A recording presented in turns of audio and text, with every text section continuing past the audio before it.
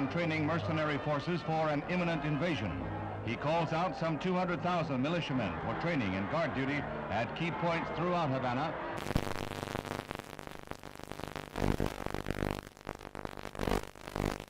Khrushchev happily receives a gift of the Cuban flag as he lines up with a solid endorsement for the home-brewed anti-Americanism of Fidel Castro, the Soviet sole Western Hemisphere ally.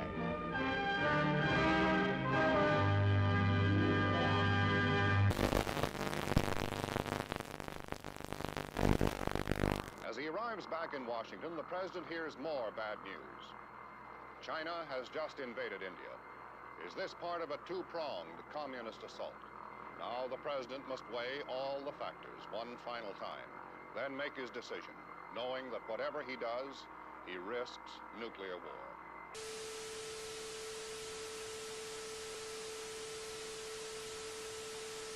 Meanwhile, the United States continues to reinforce its Cuban base at Guantanamo Bay, the naval depot that Castro wants the U.S. to give up.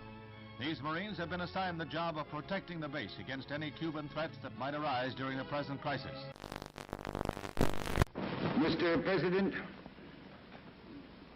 I am submitting today a resolution to the Security Council designed to find a way out of this calamitous situation.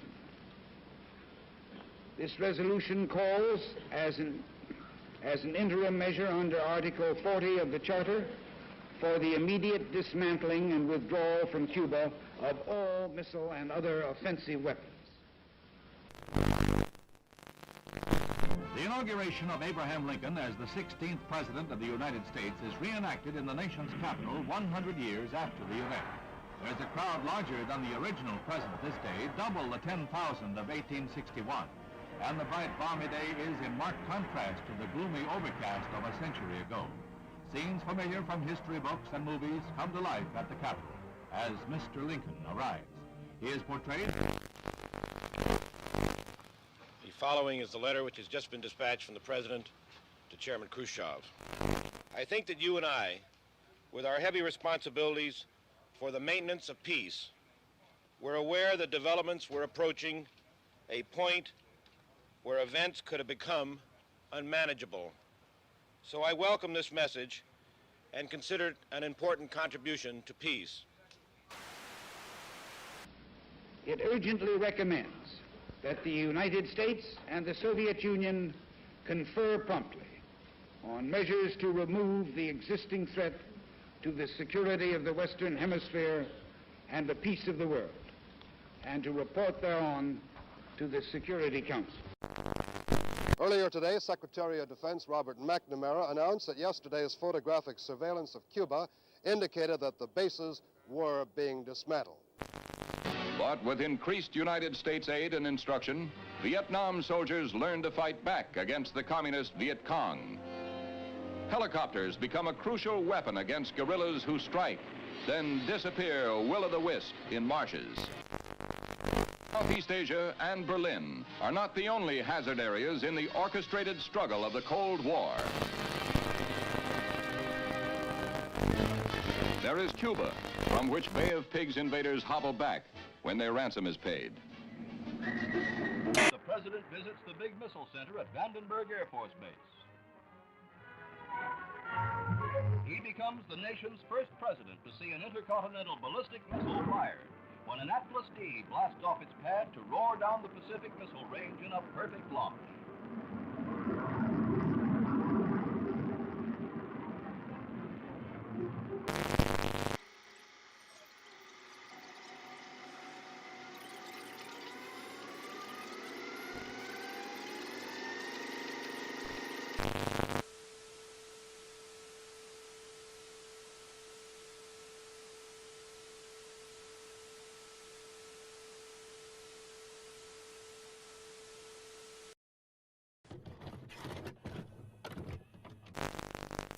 The French army has seized Algeria in its revolt against de Gaulle. More on that later.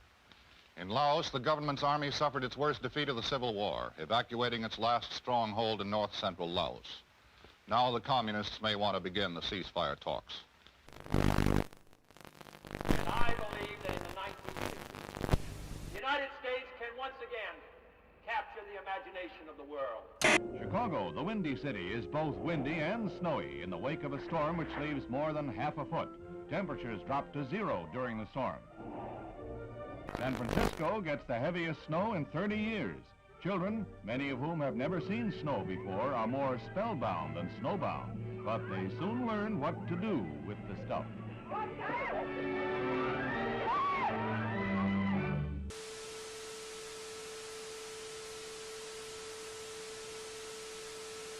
I, John Fitzgerald Kennedy, do solemnly swear that you will faithfully execute the office of President of the United States. that I will faithfully execute the office of President of the United States And will, to the best of your ability, and will, to the best of my ability, preserve, protect, and defend the Constitution of the United States. preserve, protect, and defend the Constitution of the United States. So help me God.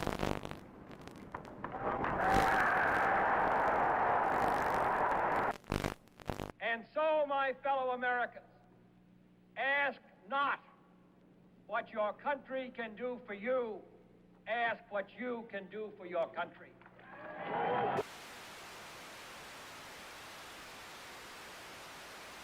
British Prime Minister Harold Macmillan arrives in Key West, Florida for a conference with the President on the explosive crisis in Laos. They jointly declare determination to prevent the Southeast Asian kingdom from being taken over by communist-supported rebels. Also discussed is Britain's ceasefire proposal to Moscow. Miko, is the Soviet Union willing to agree to a ceasefire in Laos? We touched in conversation this subject. I have nothing to say publicly at this moment. The look for 61 will recall the Jazz Age, and where Paris leads, the rest of the fashion world is likely to follow. Here was a new symbol of communist ruthlessness. Overnight, East Berlin became a concentration camp, sealing in the inhabitants of that sector. Barbed wire and cement were the answers to the refugee problem. Khrushchev repeats his threat to sign a separate peace treaty with East Germany, which he claims, wrongly, will end all Western rights in Berlin. Served with an order by East German authorities that all U.S. personnel must show identification before entering that section of Berlin, American troops answer with the only language the Reds seem to understand, a show of arms. Castro marks the second anniversary of his revolution with the biggest military parade ever staged in Cuba, featuring tanks and other heavy weapons from Russia and Red Czechoslovakia. Shortly afterwards, Castro demanded the United States Embassy drastically reduce its staff to 11 persons. It was the last straw in his long campaign of provocation and harassment. I believe that this nation should commit itself to achieving the goal before this decade is out of landing a man on the moon and returning him safely to the Earth. No single space project in this period will be more impressive to mankind or more important for the long-range exploration of space, and none will be so difficult or expensive to accomplish. The assault has begun on the dictatorship of Fidel Castro. Cuban Army pilots opened the first phase of organized revolt with bombing raids on 3 military bases. In Havana, Acting Foreign Minister Olivares shows diplomats rockets fired from the Cuban raiders, which he claims have U.S. marking. These charges are totally false, and I deny them categorically. The United States has committed no aggression against Cuba, and no offensive has been launched from Florida or from any other part of the United States.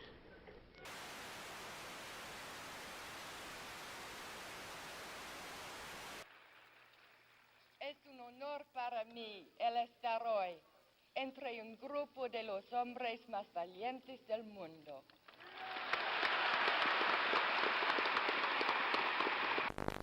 Castro gloated over his victory and told the world that Cuba was now a socialist nation and would hold no more elections. The next day, the United States officially proclaimed Cuba to be a communist satellite state. Man had his first great success in space when the Russians pushed a man across the threshold. He was Yuri Gagarin, the astronaut the Russians lionized as the first to orbit the Earth. It was the propaganda coup of the year. Today, this Redstone Mercury is the center of world attention as Lieutenant Commander Shepard walks to the elevator that will carry him 65 feet aloft to the capsule. It's 6:20 a.m., a moment of history. 3, 2, 1, 0.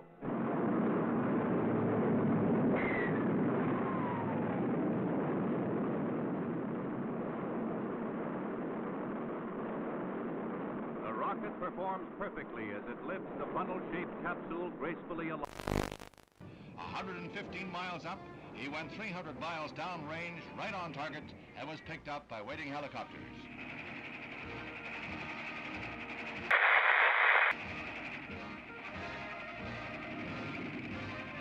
The triumph of Alan B. Shepard, U.S. space pioneer. As the captain prepared to leave the capsule, explosive bolts on the escape hatch let go, and the Mercury is lost. However, the moon gets closer.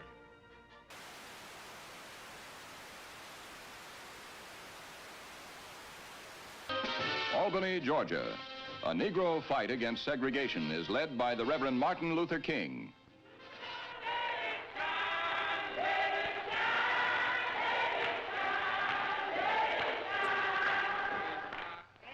And if necessary, we must be willing to fill up the jails all over the state of Georgia. Солнце. Шар превращается в колоссальный светящийся купол. Яркое свечение еще продолжается. В этом опыте оно длится необычайно долго.